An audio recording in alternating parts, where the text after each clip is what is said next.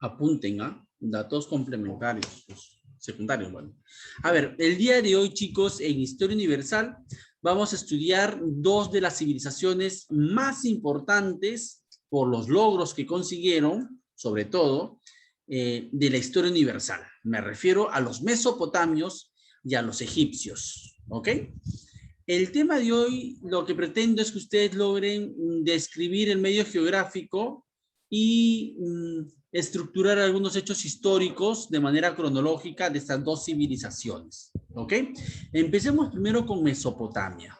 De arranque, Mesopótamos es una palabra compuesta, Mesopotamia, que deriva del meso, toda palabra como el mesolítico o Mesopotamia significa meso, en medio o entre. Y pótamos significa ríos, ¿sí? Cuidado, una pregunta de examen de admisión. Ciencia de la geografía o rama de la geografía que estudia los ríos, la potamología, de ahí viene pótamos.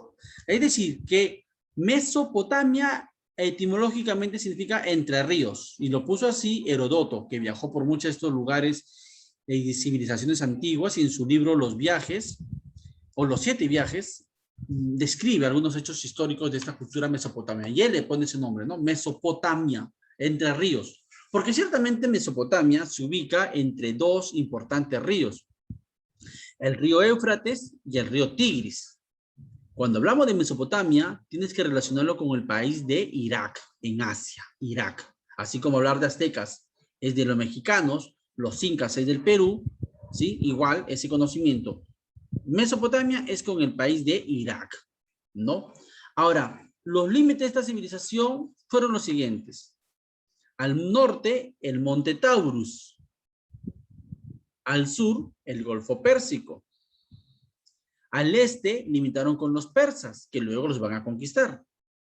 Y al oeste, limitaron con hebreos y fenicios. Otro aspecto geográfico de esta civilización es que se pueden distinguir dos regiones muy distintas, el Alto y el Bajo Mesopotamia. Al Alto Mesopotamia también se le llama la región de Asiria. Es una región montañosa donde nacen los ríos, el Éufrates y el Tigris. Mientras que el Bajo Mesopotamia se le llama la región de Caldea, una región plana, donde se dedican básicamente a la agricultura y donde desembocan los ríos. Recuerda que estos ríos desembocan en el Golfo Pérsico. Entonces, estas son las dos regiones, Caldeo y Asiria. Por eso también a la cultura mesopotámica también se le puede llamar la cultura caldeo-asiria, por sus dos regiones. ¿Ok? A continuación veamos los hitos más importantes de la historia de esta civilización, clasificada o dividida en 5 grandes periodos, ¿sí? Entonces, la evolución histórica mesopotámica tiene 5 periodos, a saber, son los siguientes. El primero es el periodo sumerio, los sumerios, ¿sí? El rey más importante fue Gilgamesh.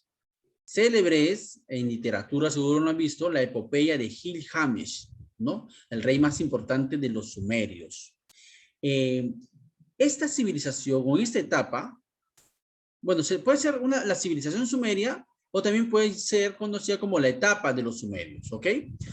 El punto es que los sumerios, chicos, son considerados la primera civilización de toda la historia humana. Ellos inventaron, por ejemplo, el ladrillo. Y tú dirás, ¿para qué el ladrillo?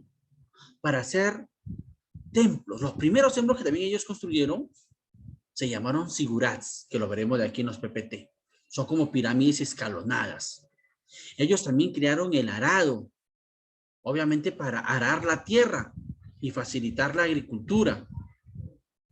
Ellos también utilizaron o inventaron algo que revolucionó el comercio, que fue la rueda.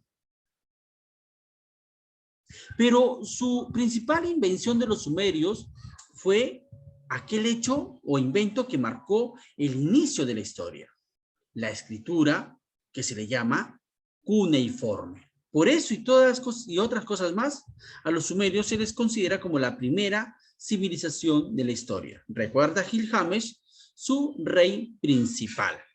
Luego de los sumerios viene el segundo periodo, que es la etapa o la cultura de los acadios, con Sargón como su principal rey. Los acadios van a conquistar a los sumerios, y es así como los acadios se convierten en el primer imperio de toda la historia. Los sumerios fueron la primera civilización, los acadios fueron el primer imperio. Luego viene el tercer periodo, el periodo babilónico, ¿ok? En el periodo babilónico, el rey más importante, sin duda alguna, fue Hammurabi. Célebre porque él mandó a elaborar un código en piedra llamado el código que lleva su nombre, el código Hammurabi, el código de Hammurabi, que está compuesto por una serie de leyes, pero la más importante o más conocida es la ley del talión, que se resume en ojo por ojo y diente por diente.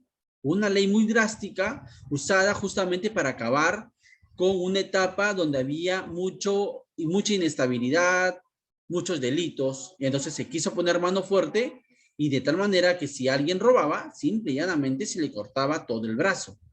¿Ok?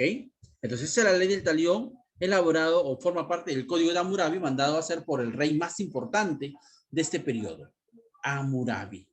¿Ok? El cuarto periodo y penúltimo es el periodo de los asirios. Asirios. Rebobinando. Periodo sumerio, periodo acadio, periodo babilónico y el cuarto es el periodo asirio.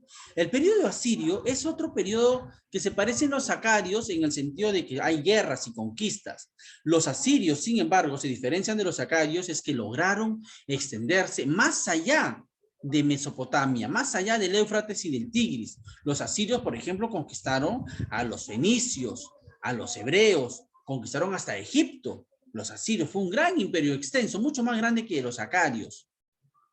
El rey más importante de los asirios se llamó Asurbanipal, considerado por la historiografía como el Hitler de la antigüedad por sus métodos tan sanguinarios, ¿sí? En estos tiempos de Asurbanipal y de los asirios era muy común el empalamiento, es decir, a los sobrevivientes de las batallas, de los enemigos de los asirios, se les clavaba por la boca, por el vientre o hasta por el ano, grandes troncos puntiagudos, digámoslo así, que moribundos estas personas eran así, clavados en caminos largos, extensos de kilómetros así, gente así, apaleada, ¿ok? Eso fue una de las tácticas sangrientas que infundían temor los asirios.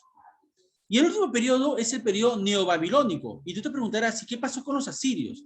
Los asirios, este sanguinario pueblo, va a ser derrotado por una alianza entre babilonios, que habían sido conquistados por los asirios, y los medos, un pueblo de lo que luego va a ser los persas. Esta alianza va a derrumbar y vencer a los asirios. Y en el mundo mesopotámico va a surgir nuevamente el periodo babilónico, pero como es el segundo, porque primero estaba el babilónico, a este nuevo periodo se llama el periodo neobabilónico, donde su rey más importante es Nabucodonosor, célebre por mandar edificar los jardines colgantes de Mesopotamia o de Babilonia, una de las 7 maravillas de la antigüedad.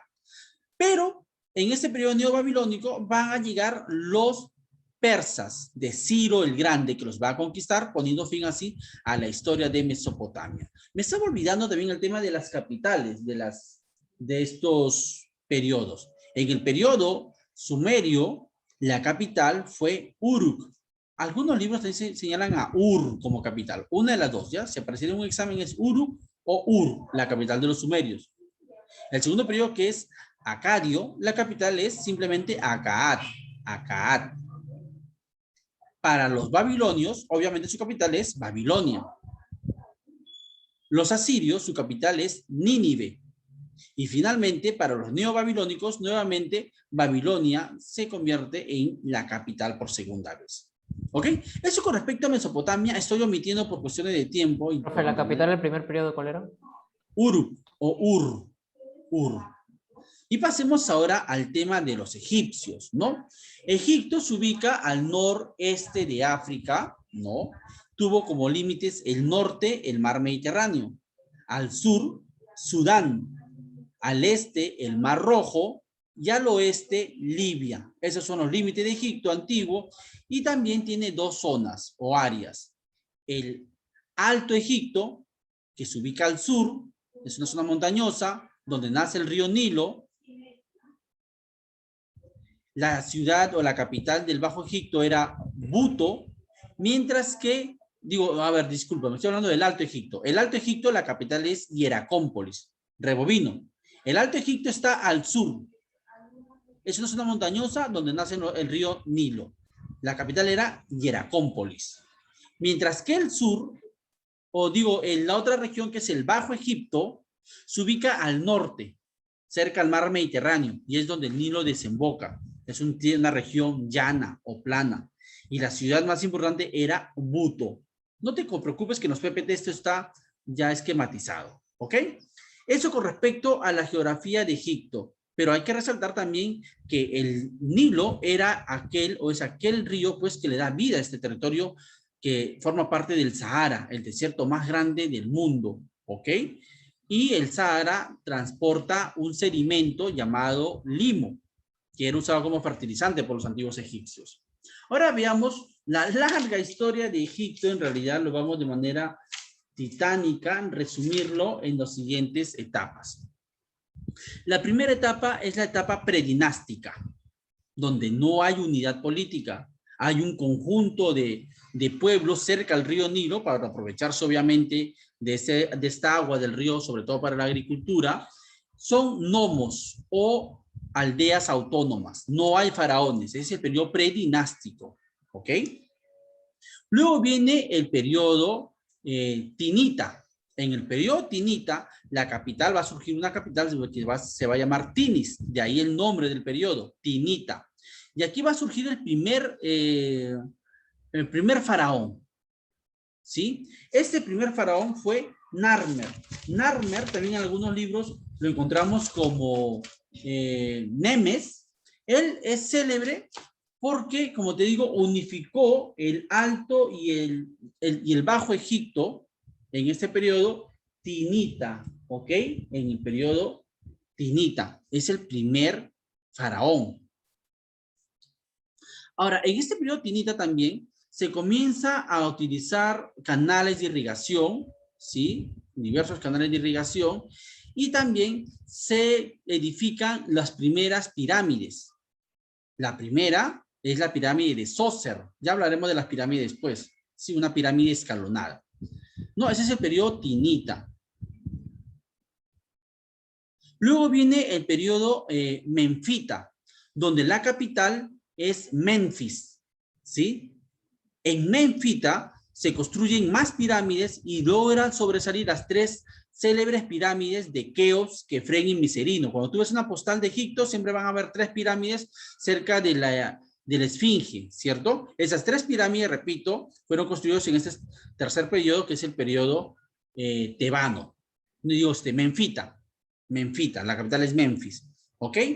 Rebobinando, periodo predinástico, no hay capital, hay varias aldeas independientes, ese es el periodo predinástico. Luego viene el periodo tinita, la capital es Tinis, y el faraón Narmer, el primer faraón, unifica a todas estas aldeas, ese es el periodo tinita, y se construyen también canales de irrigación.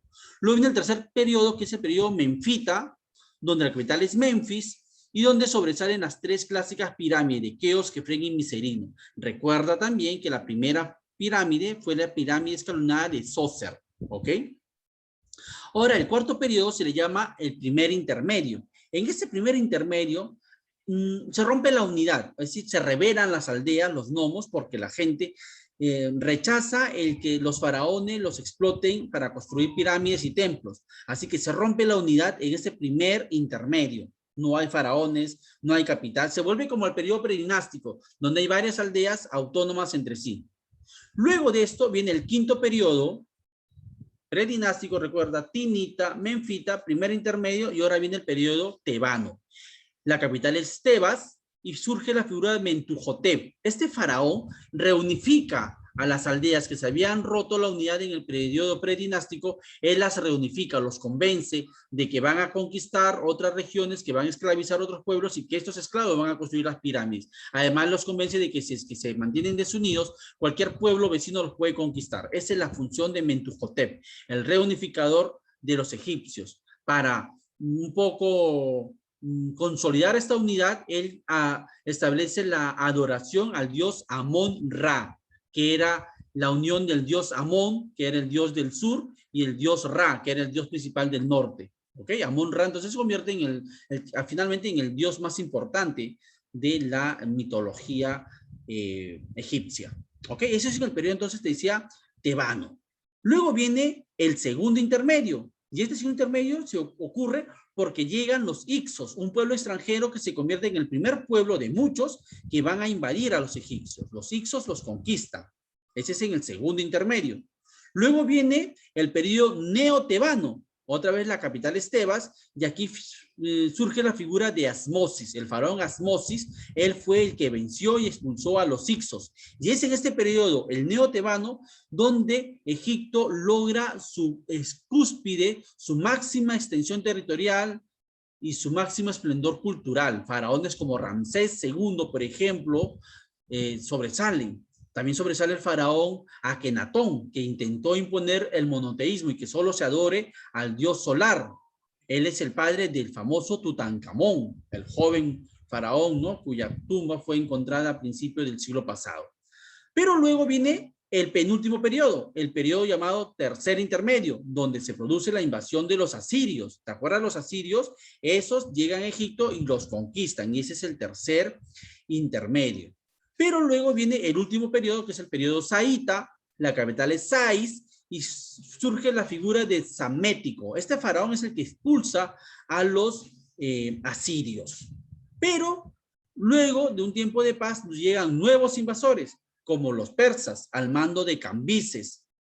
Y luego llegarían los macedonios de Alejandro Magno, luego llegarían los romanos, y luego llegarían los británicos. Pero esa es otra historia. ¿Ok? Esto es, a resumidas cuentas, la historia de Mesopotamia y Egipto